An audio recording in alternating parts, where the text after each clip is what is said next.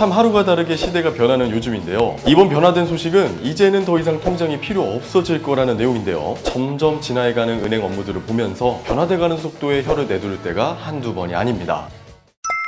시니어 정보의 모든 것, 걱정마 엄빠의 첫째 아들입니다. 우리 엄빠님들께서는 현금을 인출하실 때 보통 어떤 수단을 이용하시나요? 가장 가까운 관계인 저희 어머님만 해도 통장을 직접 들고 가셔서 현금을 인출하시곤 했는데요. 이제는 이러한 방법이 아닌 다른 방법으로 현금을 입출금하실 수 있다고 합니다. 참 하루가 다르게 시대가 변하는 요즘인데요. 어떤 방식으로 은행 업무가 바뀌었는지 오늘 걱정마 엄빠에서 살펴보도록 하겠습니다. 먼저 구독, 좋아요 한 번씩 부탁드리고요. 오늘의 걱정마 엄빠 지금 시작합니다.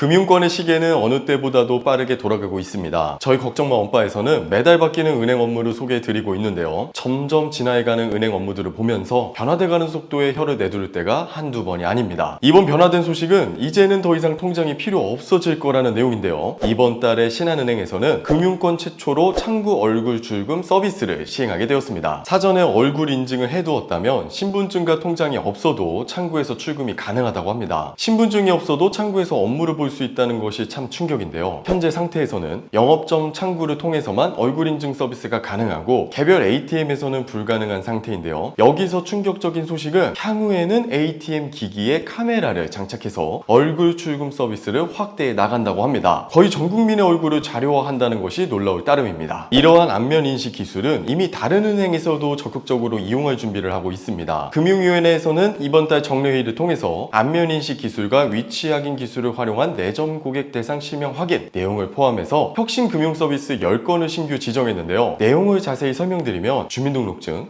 운전면허증, 여권 등 실명 확인을 위한 신분증을 제시하지 않더라도 안면 인식 그리고 새로운 추가 인증 방식을 통해서 실명 확인을 진행하겠다는 방침입니다. 실제로 이번 혁신 금융 서비스를 제안한 IBK 기업은행의 경우에는 전산 구축을 완료한 뒤에 해당 서비스를 출시할 계획이라고 하고요. 이미 신한은행에서는 8월부터 얼굴 인증을 통해서 환전한 외화를 찾아갈 수 있는 서비스를 시범적으로 도입했다고 합니다. 원래는 환전할 돈을 찾으려면 신분증이 필요했었는데요. 이제는 앱이나 영업정을 통해서 미리 얼굴 정보를 등록해 두었다면 신분증이나 카드 없이도 환전한 돈을 찾을 수 있다고 합니다.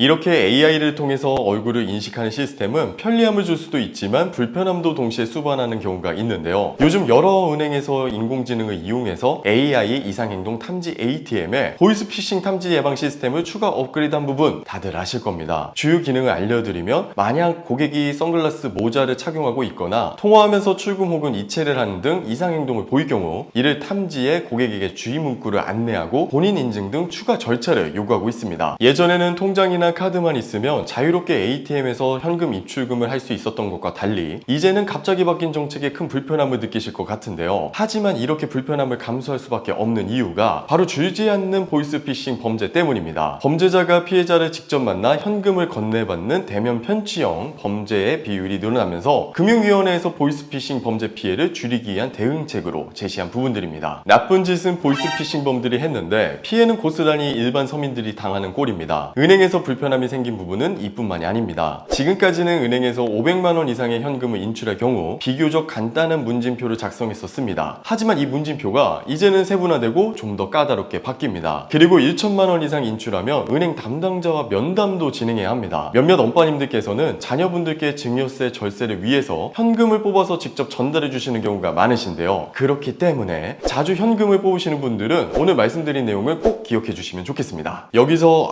나는 은행 담당자와 면담하고 싶지 않은데 그럼 1천만 원 이하로 가령 900만 원씩 여러 번 인출하면 되는 거 아니냐 라고 말씀하시는 분들도 있으실 것 같은데요. 그래도 하루에 900만 원씩 여러 번 인출하셨다면 은행 직원분께서 의심거래로 판단하여 규정상 금융정보분석원에 보고를 하고 있습니다. 금융정보분석원에 있는 자료를 국세청이 활용해서 세금 추징을 하고 있는데요. 그래서 절세에 신경 쓰시는 분들은 지금부터 말씀드리는 고액 현금 거래 보고 기준을 기억해 주시면 되겠습니다. 좀 전에 말씀드린 한은행에서 하루에 900만 원씩 여러 번 출금했다고 하면 1천만 원이 초과돼서 보고되고요. 하나의 은행에서 하루에 1천만 원 이상 현금 거래하면 보고되지만 다른 은행에서 각각 900만 원씩 나눠서 출금하는 건 보고되지 않습니다. ATM과 은행 거래를 합쳐서 1천만 원 이상일 때도 보고됩니다. 그러나 여기에서 입금과 출금 금액은 따로 적용되고요. 계좌이체나 수표도 해당 사항이 없음을 말씀드립니다.